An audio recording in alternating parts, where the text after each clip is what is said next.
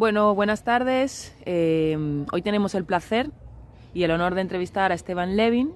Es psicoanalista, psicomotricista, licenciado en psicología, viene de Buenos Aires y hoy estamos aquí para hablar sobre todo un poco y en particular sobre el último libro que acaba de publicarse, que se llama La amistad en las infancias, una experiencia fundante.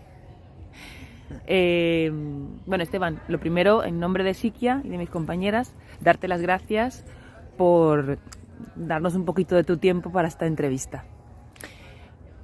Para nosotros eres una referencia en el trabajo con niños y con adolescentes también, y la verdad es que, bueno, hemos leído algunos de tus libros, casi todos, y bueno, queríamos empezar sobre todo de forma general a conversar contigo sobre la importancia del trabajo con niños, ¿no? En tu opinión, aunque parezca una pregunta muy obvia, ¿no? ¿Por qué es importante el trabajo con niños y cómo lo planteas tú? Bueno, yo les agradezco muchísimo el compartir estos momentos conmigo. Para mí es un honor también poder estar aquí, como efecto también de todo el trabajo que venimos realizando en todos estos años. Así que, para empezar, podríamos decir que somos contemporáneos del niño que fuimos, que somos y que seremos, ¿no? Tal vez elegimos este lugar justamente porque es un lugar de infancias, es decir, es un lugar en el cual se produce la imaginación, ¿no? Uno diría, esto es un juguete, esto es una plaza, y todavía no, ¿no?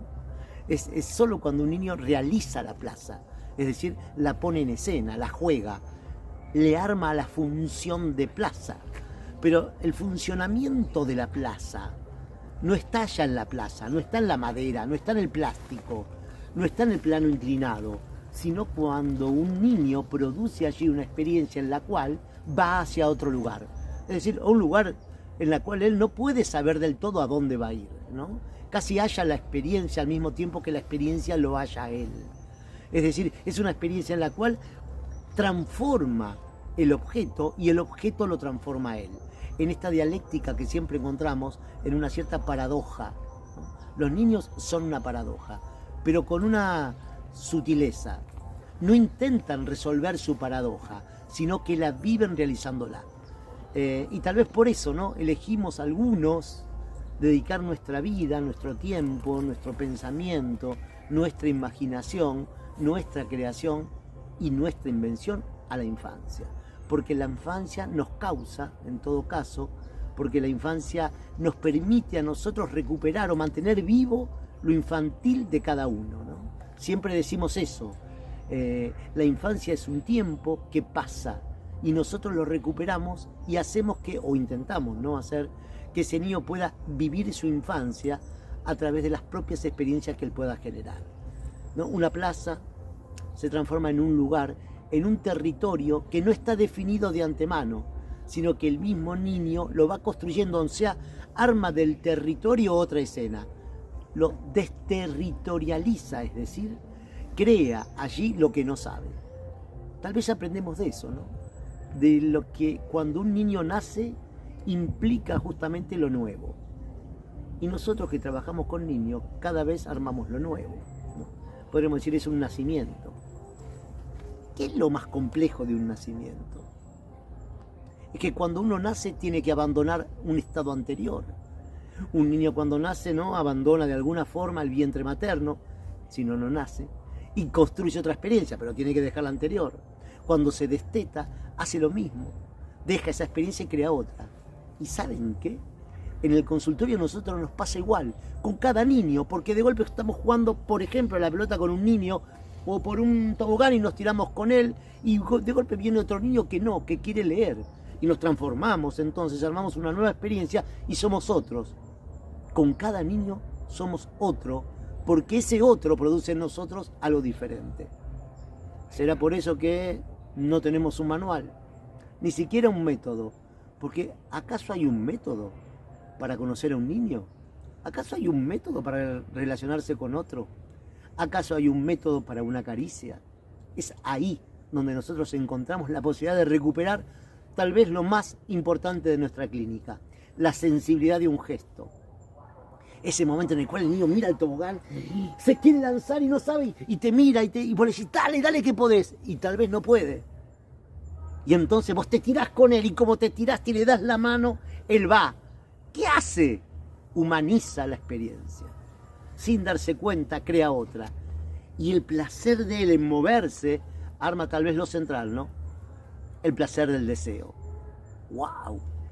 Es esa posibilidad donde el deseo arma un placer, una sensación casi kinestésica, propioceptiva.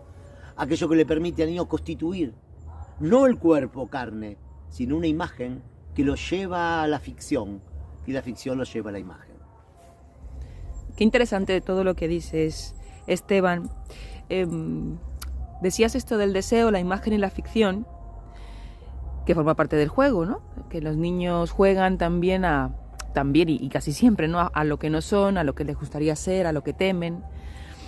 Y también cuando comienzan los juegos con otros niños, en el libro planteabas, dentro de la comunidad que se forma en un juego, en un encuentro entre varios niños, hablabas de la compasión, la intimidad y de la propia amistad como parte de esa comunidad, ¿no? Cuéntanos un poco por qué eliges estos tres ingredientes, ¿no? Para explicar la comunidad y qué importancia tiene en la estructuración, porque trabajando con niños muchas veces yo tengo la sensación de que no hay una explicación teórica, ¿no? De por qué la amistad es importante, es una cosa más social, ¿no? Es decir, tener amigos, hacer esto, lo otro, pero tiene una función psíquica la amistad, en lo que planteas, o yo he entendido en tu libro. Y me gustaría que nos contaras un poquito este planteamiento de comunidad como parte importante de este desarrollo psíquico infantil. Bueno, sí, justamente este último libro, ¿no? Que hablamos sobre la amistad, empiezo a pensar el tema de la comunidad desde otro lugar. Es decir, la comunidad no como lo igual, sino como la comunidad, como la producción de lo diferente. La posibilidad de que un niño, cuando se relaciona con otro niño, genera en él la posibilidad de construir otra escena, otra experiencia que solo él no podría. Una de las cosas que nos ha dejado la pandemia justamente fue esta posibilidad, la posibilidad de poder pensar qué le pasa a un niño cuando juega con otro. Y una de las cosas que crea al jugar con otro, por ejemplo en una plaza, están subiendo, ¿no?, a un tobogán o están subiendo a una hamaca y de golpe un niño se cae y el otro va a recogerlo o te pasa algo. Esa posibilidad es parte de la amistad, que la compasión, que es ocuparse del dolor del otro, tener en cuenta al otro no solo por el lado del placer, sino por el lado del dolor. Es decir, la posibilidad de que ser solidarios con ese niño crea una franja, un entre ellos, que es parte del sentimiento de compasión que se genera en la infancia. Hay algo que tiene que ver con el tema de la intimidad y la complicidad. El concepto de intimidad que estamos pensando no es la intimidad solo, la intimidad siempre es con otro. Y cuando lo hace un niño, lo hace en la infancia, jugando con otro. Porque el otro potencia una escena que a él no se le ocurría, empieza a encontrar y a inventar otra. Porque al otro o con otro se anima a hacer cosas que solo no. Esta posibilidad de encontrar que con el otro deja algo de él y que el otro puede recibir algo de él y a su vez él recibe algo del otro, hace que pueda estructurarte este sentimiento de compasión, que no es solo estar en relación con el dolor del otro, sino con el placer del otro, de lo que se generan juntos en común. Lo común como lo diferente que potencia a su vez nuevas diferencias, nuevas experiencias. ¿Qué sería, no?, de una infancia sin amigos? Y ahí tocamos un punto central, ¿no? Si hay sujeto, hay lazo social. No es que el niño pertenece a una comunidad. Para pertenecer tiene que dejar algo. Estas primeras comunidades son las que le permiten al niño salir a lo exogámico, a la afuera. Por eso es central y por un punto fundamental. Cuando un niño sufre, cuando un niño siente el sufrimiento, lo primero que se ve resentido es la relación con los otros. Con los otros adultos, no, con los otros niños. se defiende de la relación con el otro porque el otro lo lleva a otro lado y tiene que abrirse, recibirlo al otro, y como no puede, cierra la recepción y hace un obstáculo para poder relacionarse con él. El otro es lo que le permite la plasticidad, tanto lo que llamamos la plasticidad simbólica, que es la plasticidad de nuevas relaciones, que implica una posición y algo fundamental: ponerse en el lugar del otro. La compasión es, me pongo en tu lugar y entonces te cuido, te ayudo, hacemos cosas juntos. Sin esta posibilidad de salir del cuerpo, desdoblarse y ubicarse en el lugar del otro, un niño queda solo. Cuando sufre, es esta soledad la que nos preocupa. Si un niño sufre, cierra la experiencia con los otros. Por eso, en las escuelas, muchas veces registran esta dificultad. Por ejemplo, tienen problemas, dicen, en lo social, tienen dificultades en relacionarse con otros niños, está fuera del grupo, todos hacen algo y él hace otra cosa, o no puede hacer lo que los otros hacen. Es decir, la relación con el otro es fundamentalmente simbólica. ¿Qué queremos decir con eso? No la función del símbolo, rojo significa rojo, verde significa verde, sino que entre las palabras sucede esa intimidad, esa complicidad que hace que una palabra sea dulce, tierna, amarga, difícil, pero que le permite construir algo juntos. Juntos podemos soportar lo imposible. Tal vez sea eso, ¿no? La comunidad es lo que abre apertura hacia lo real, que implica la posibilidad de relacionarse con otros y construir una función en común.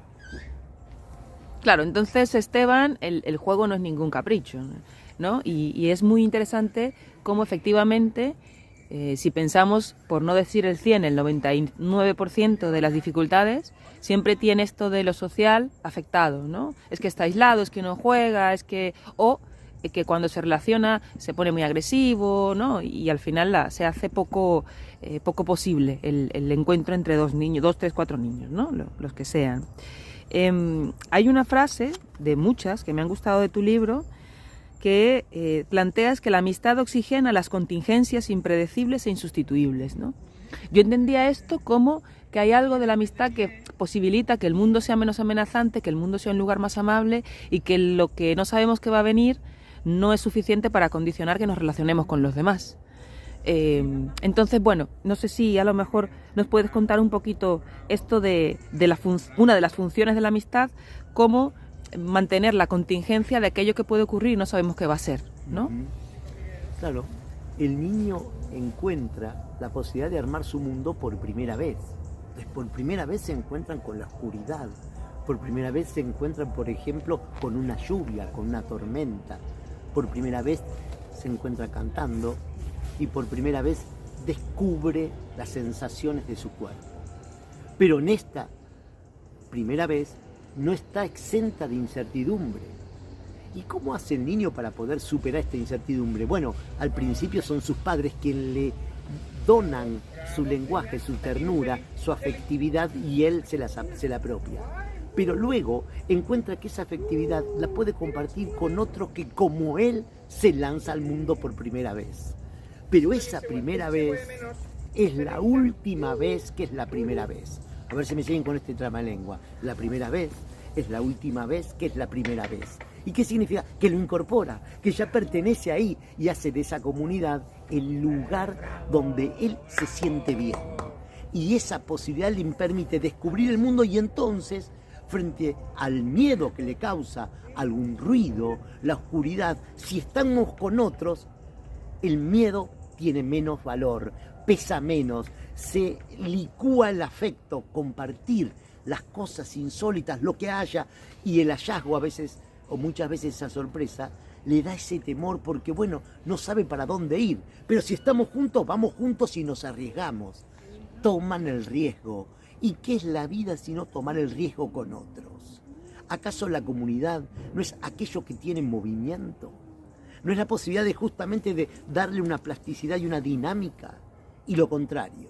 Muchas veces nos encontramos con diagnósticos de niños muy pequeños, muy precoces, y esto lo que hace es que la comunidad se cierre. La comunidad de los niños con síndrome de Down, la comunidad de los trastornos del espectro autista, la comunidad de los disatencionales, la comunidad de los oposicionistas. Esto hace que la comunidad se represente a sí misma de acuerdo a un significante o a un síntoma o a una discapacidad.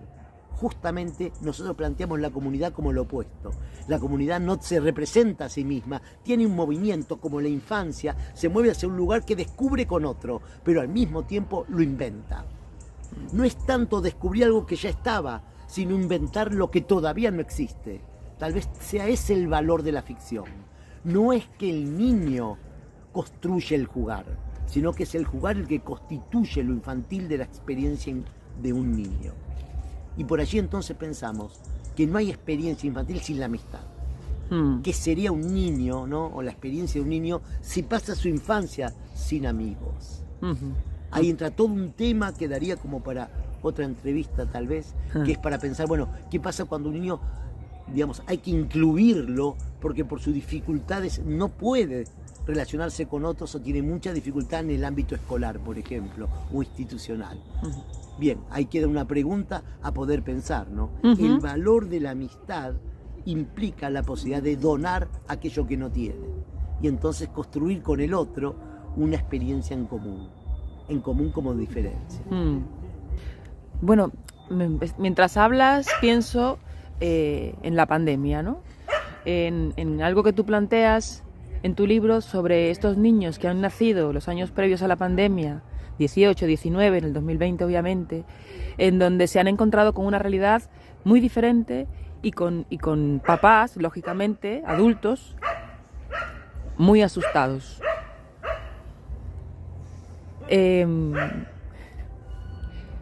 Y claro, pensaba yo, bueno, evidentemente habrá que pensar qué pasa con estos niños que les tocó una realidad distinta, ¿no?